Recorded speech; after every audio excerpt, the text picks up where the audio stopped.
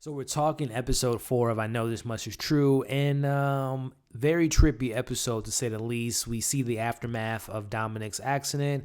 We see how Thomas ends up in the hospital for the very first time, and just a lot of interesting stuff about self-care. So we're going to talk about that and much more. Despite the protestations of those closest to him, Dominick returns to work before fully recovering from his accident. Heavily medicated, Dominick recalls a disturbing incident that led Thomas, despite the provocations of those closest to him, Dominick returns to work before fully healing. Despite the provocations of those closest to him, Dominick returns to work before fully recovering from his accident. Heavily medicated, Dominick recalls a disturbing incident that led to Thomas's first hospitalization while counting down the hours to Thomas's hearing with the Hatch Review Board. Hey, what's going on, everybody, and welcome back to my channel, Movie Files. Elliot back again with my weekly review, discussion, recap of the latest episode of HBO's I Know This Much Is True. And like I said up top, this was a very interesting and trippy episode, and we're here to break it all down in this spoiler discussion. But before we dive into it, as you can see on the screen now, make sure you're following me on my social media accounts. If you're new to this channel, definitely subscribe, hit that bell so you don't miss any of my new content. Give this video a thumbs up, really helps out the channel, but I also really appreciate it. And last but not least, if and when you've seen episode 4 of I Know This Much Is True, what did you guys think about this episode? It was definitely a change of pace, definitely a lot of, some information that we found about the Thomas and Dominick relationship in college, and just a lot of trippy stuff that went down, and dreams and monkeys talking. So we're going to break it down, guys, as we do on a weekly basis with this show. I'm going to start off with kind of my recap of the episode and kind of give you my tidbits in the midst of that, and then just give you my overall thoughts. So yeah, let's start this breakdown. So we get more of which I like that we get more of the college Dominick and Thomas relationship, because I think that actor, again, did such a great job last week and transition into this week's episode. And again, he does a really good job of just conveying both characters and just passing the baton from what Mark Ruffalo is doing as the adult version of Thomas and Dominick into the younger version. So that actor is fantastic. But we see right away, again, the toxic relationship between the boys, the twins, and Ray and his mom. We see that Thomas is not getting the greatest grades, which definitely upsets Ray, and he threatens to, not fund the kids for their schooling and put that anger towards their mom and, of course, towards Thomas and more so Thomas and Dominick. So we see all that play out. But we also find out a little bit more in regards to, after that moment, that's when Dominick decides to really part ways from his brother and wants to be roommates, and ultimately does become roommates with Leo, which, doesn't play out well for Thomas, as we saw, trying to, again, to separate himself from not only, Thomas, but also his family, and just trying to start a new page and a new life for himself. As I had mentioned last week, Leo.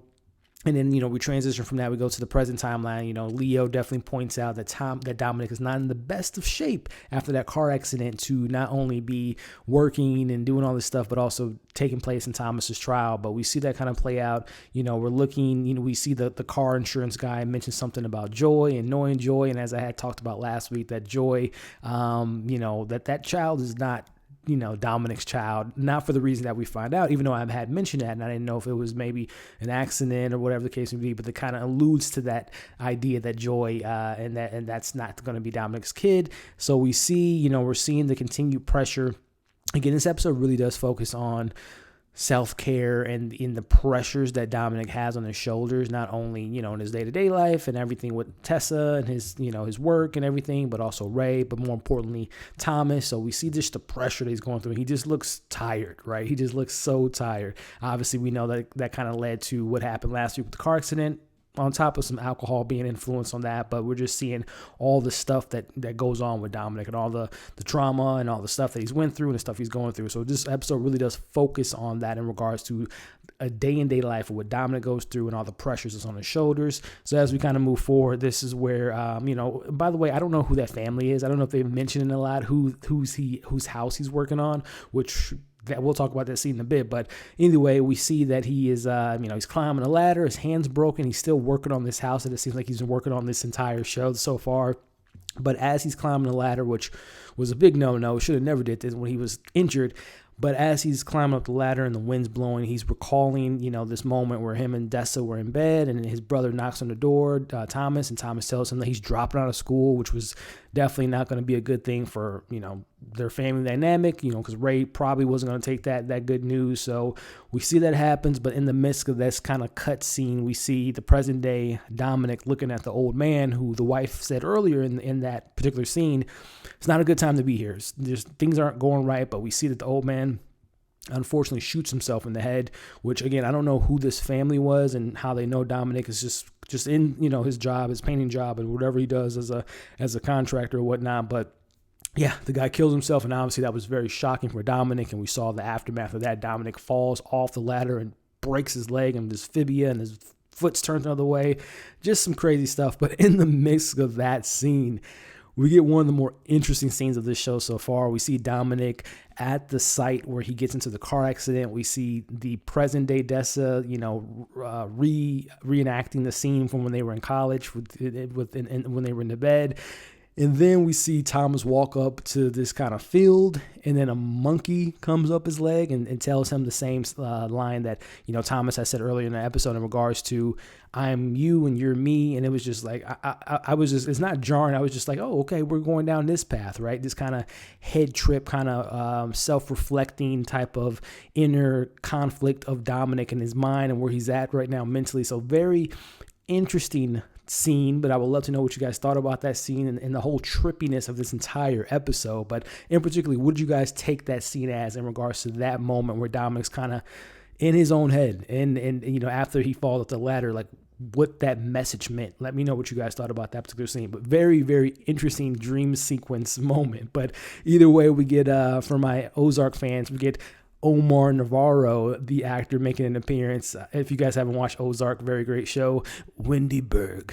Either way, check out my reviews for Ozark. But he makes an appearance. He's nursing Dominic, and we find out in the midst of this conversation that Dominic's been out for 2 or 3 days after this incident. Obviously, he missed Thomas's trial. We meet Steve, the farting man. Also, Steve knows someone that we'll talk about a little bit later. But I thought that this episode was, again, just going back to this kind of my thoughts. This was a very different episode from the previous 3. This episode had a little bit of comedy, maybe not as much intentional comedy. It was just kind of, just found myself laughing because I'm just like, what is going on? This guy's farting. We got talking monkeys. We got all this crazy stuff going on. But we meet Steve, and we get this call from Lisa. She calls him back and tells him that obviously things are going to play out well for Thomas's trial, that he's going to be in Hatch for over a year, and obviously, Dominic took the news a little bit easier than what I thought. He just pumped himself with more morphine and goes into another crazy dream that we get here. And in doing so, then we get this trippy moment where Thomas, well, not trippy moment, but this is where Thomas first gets hospitalized. We see that he tells his brother, his mom, first off, we see Dominic come to the house and his mom say Thomas is in the bathroom. He won't come out. And, we see the scene play out. And, this is, again, just showing the mental capacity and the state of mind that Thomas can be in sometime, where he says that he has these communications in his mouth and he drank hot cocoa, but he was able to pull out the rest of the communications. And we see that he pulled out his teeth, and that's kind of the first steps of his him being hospitalized. So that was a really, showing you just the stuff that goes through with his family and kind of where Thomas, how he ended up in that position. So we learned from Lisa that Thomas slapped her in the face, and he's never done that before, and obviously he was upset that Dominic wasn't there, and he knew that his brother was hurt, again, twins, and knowing when one is hurt and one is in a certain mood. So we get that moment there, but we see this was a really, really powerful scene in regards to this. The acting by Mark Ruffalo on the show has been fantastic, but we see Thomas explain to the board, why he cut off his hand, and as he talks about it, America and their sins. But in this scene, again, you're just seeing a display of just a tour de France, as they call it, in regards to performance. I mean, again, Mark Ruffalo as Dominic has been really tragic, and seeing everything with all the pressure that he's going through and the stuff with Dessa and obviously stuff with his brother. But this scene as him, as Thomas, and Thomas explaining why he cut off his hand, and just so well done. Him talking about the voices in his head and the good ones versus the bad ones. And then the gentleman asks him from the board, fantastic actor, I can't think of the actor's name right now, but he asks Thomas, what happens when how do you tell the difference between the good voices and the bad voices? And he tells him, well, that's my battle. That's what I battle with every day, which is just another insight of what I want this show to kind of dive deeper into in regards to, someone that's suffering with mental health, kind of how they perceive things, what's their point of view of this inner battle that Thomas is going through. And he says, that's what I go through every day, is picking the good ones versus the bad ones. And the guy asks him, and it's just kind of sad to see that gentleman lead the questions and kind of lead him towards a certain answer. He simply asks him, so what if Jesus told you that one of those people in the library was a bad person, you need to kill them? And Thomas kind of, at first, he's just like, Jesus would never say that, but then obviously kept asking him and approaching him and doing things of that nature and pulling it out of him, getting that answer that he was looking for. And Thomas tells him, well, if Jesus says to do it, I would kill them, which obviously was the answer that the board was looking for. And you see Lisa just like, you did your best, Thomas. But it was obviously, like I said, you just see how the people within a certain system can kind of sway, people with mental health and suffers from mental health, sway them into saying certain things and lead them into saying certain things. So that was just a great scene, a very sad scene, but just a really, again, the acting by Mark Ruffalo has been fantastic. But very touching moment here. We see Lisa and Dominic share a moment, and Dominic tells her he loves her, and Lisa's 100% in to helping out Dominic and Thomas, and she tells him, I'm no longer worried about Thomas. I'm going to take care of Thomas. He's going to be in Hatch for a year, but you're the one I'm worried about because you are not taking care of yourself. But I'm going to take care of your brother, but you need to start taking care of yourself. But I thought that was just a really, really powerful moment, and just the acting by both actors. Again, Rosie O'Donnell's been doing a pretty good job in this show, and just being really subtle, not being over the top, and just being just the right amount of acting that's required of her to be in this show in regards to her performance, and the chemistry that she has with Mark Ruffalo has been fantastic. So as we kind of wrap up the episode, we see, Joy visits Dominic, and I'm just like, oh, Joy. I love her name's Joy. She never really brings joy to Dominic's life, right? So we see, she says that everything's going to be okay. You got to take care of yourself now because you're going to be a dad, and we got to take care of this family. And Dominic laughs at that comment and tells her exactly what I mentioned last week, that he had a vasectomy. So how is she pregnant? And he tells her, I know that baby's not mine. And plus, you don't want a baby with me. So that was a scene that I think that was kind of the nail in the coffin for Joy in regards to her and Dominic's relationship. But, that was a moment there. And we see Dominic goes into another dream. And then the best moment of the episode for me is Juliette Lewis coming back. And, I thought that was funny because I was wondering to myself, who was Steve's girlfriend? I was thinking, could it be, what's her name? Nedra, I believe her name is, by Juliette Lewis. And there it was. She walks in there and says, oh, life hasn't been good to you, my friend. And she brings him the book. It's finally translated. She tells him, I wouldn't read it if I was you. And I think, as I've been mentioning since, the second episode, that the book, his grandfather's memoir, is going to say that he, got his daughter pregnant, and Thomas and Dominic is not only his grandsons, but also his real son. So I think that's what it might reveal, but it might not. But she did tell him not to read it. But obviously we know Dominic doesn't take too well to listening to people's orders. So really, really interesting episode. Not as heavy as the previous three in regards to what we gotten before, in regards to finding out about the death of a child, everything that we got with Dominic. I mean, this definitely has some really sad and emotional moments, but definitely some more interesting moments in regards to the dream sequences, the guy committing suicide. So there's definitely heavy stuff within this show, but very trippy episode, very interesting episode, and hopefully we get more of Juliette Lewis's character. Hopefully we get more in regards to what now in regards to Thomas being in Hatch and the recovery of Dominic after this accident. So really good episode. Again, not as heavy as the other ones, but very different take, very different